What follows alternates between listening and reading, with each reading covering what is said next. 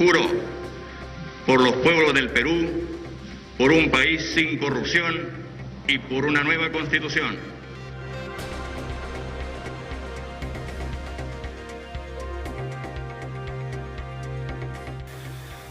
Disolver temporalmente el Congreso de la República e instaurar un gobierno de emergencia excepcional.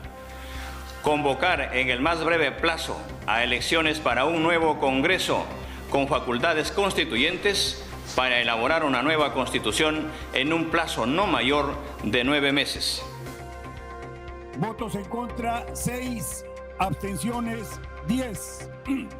Ha sido aprobada la resolución que declara la vacancia de la presidencia de la República por la causal prevista en el inciso 2 del artículo 113 de la Constitución Política del Perú.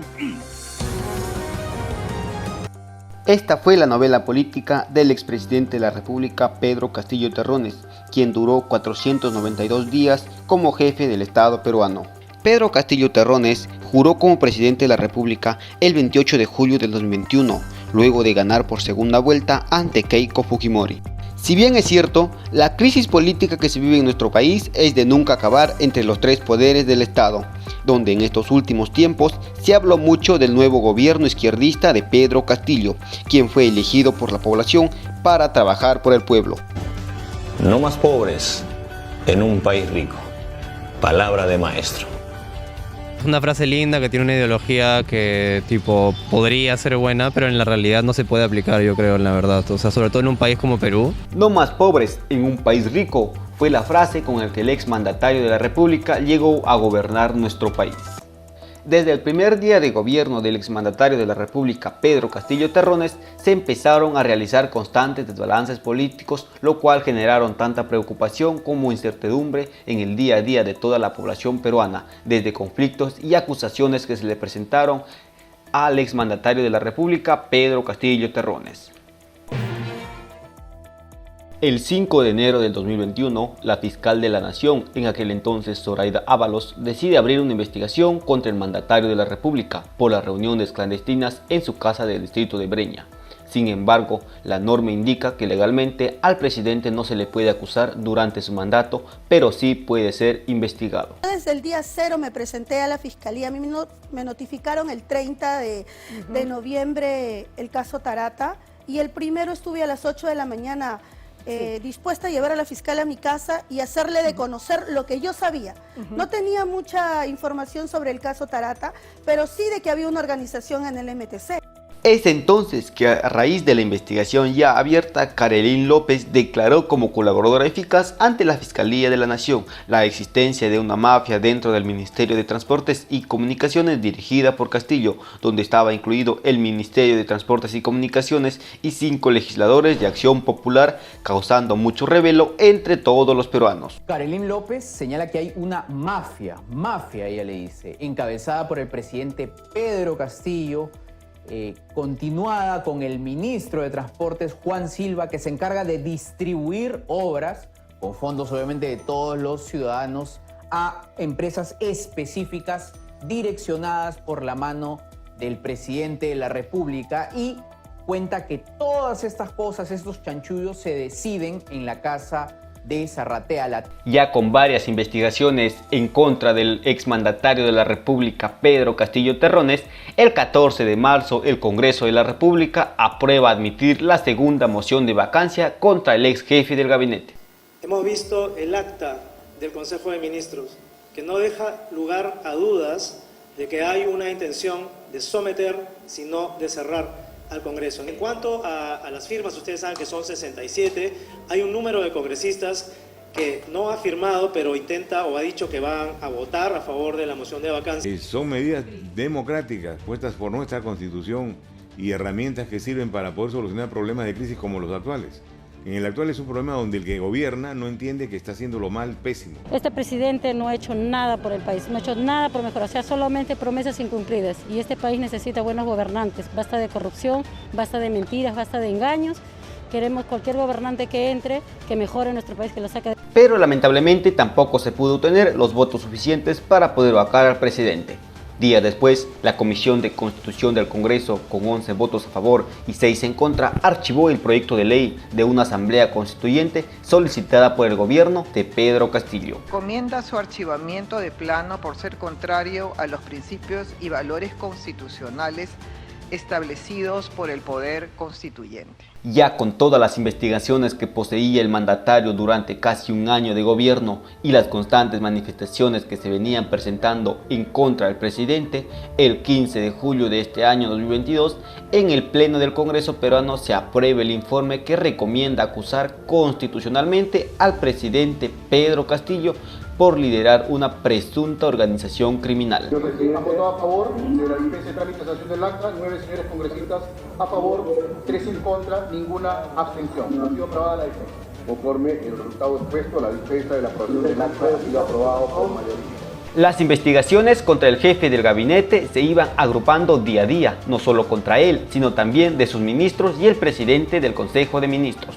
Dado todas esas situaciones, el premier en aquel entonces, Aníbal Torres, llevó un oficio al Congreso de la República en el que comunicaba que se interpondrá una cuestión de confianza para la aprobación de la ley número 357-0-2022-P, que presentó ese mismo día previo a su presentación ante el Pleno, que planteó el proyecto de ley. Específicamente planteó dos cosas. La primera, que se derogue la ley número 313-99 que aprobó el Congreso por insistencia en enero de este año 2022 y que limita la herramienta del referéndum para promover cambios en la Constitución sin que pasen primero por el Parlamento. El motivo por el cual estoy aquí, acompañado por mi gabinete, es para solicitar que se apruebe el proyecto de ley presentado hoy día.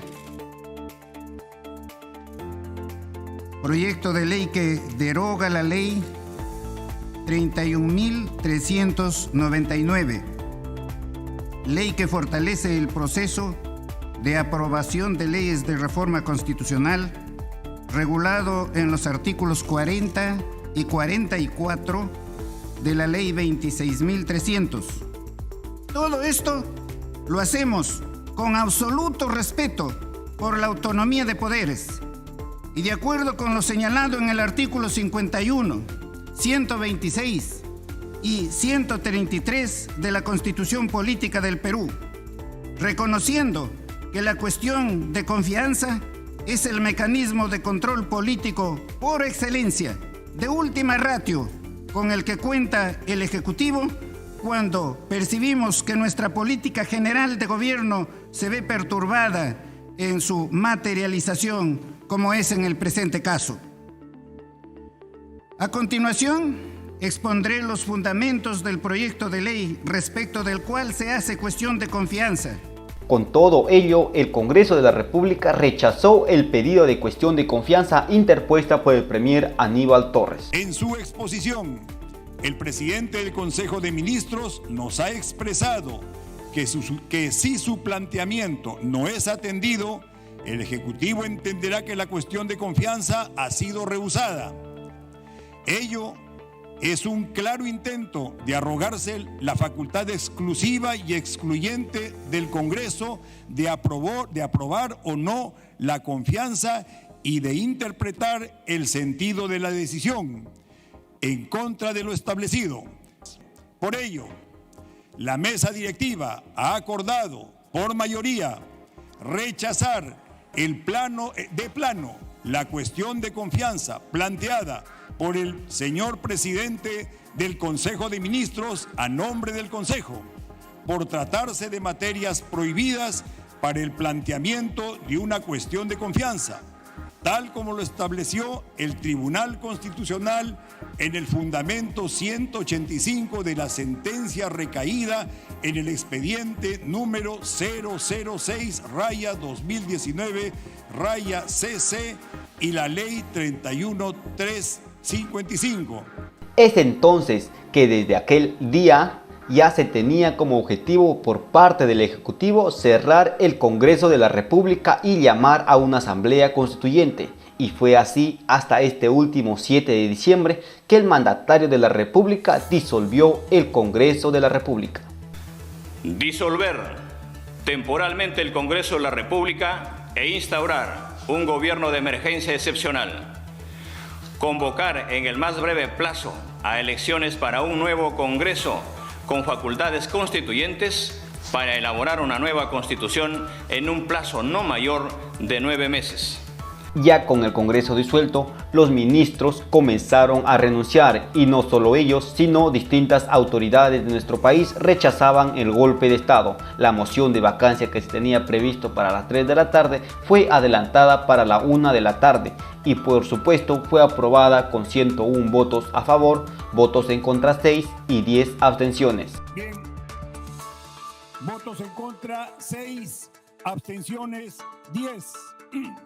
Ha sido aprobada la resolución que declara la vacancia de la presidencia de la República por la causal prevista en el inciso 2 del artículo 113 de la Constitución Política del Perú, concordante con el artículo 117 de la Carta Política. En consecuencia, se procederá al régimen de sucesión presidencial establecido en el artículo 115 de la Constitución Política del Estado. Luego de ello, se ordenó a la detención del exmandatario Pedro Castillo Terrones, quien él ahora se encuentra con más de 71 carpetas fiscales y en detención preliminar. A raíz de todo eso, se vienen dando constantes y distintas manifestaciones en todo el territorio peruano, que es preocupante para toda la población peruana. ¡El pueblo que repudia! Estamos pidiendo el cierre del Congreso. Las manifestaciones que se vienen dando en distintas partes de nuestro país se originó a partir de la vacancia presidencial por parte del Congreso de la República. Toda la población peruana que se encuentra en las calles pide la renuncia del actual presidente Dina Boluarte, el cierre del Congreso, nueva Asamblea Constituyente y la liberación del exmandatario de la República, Pedro Castillo Terrones.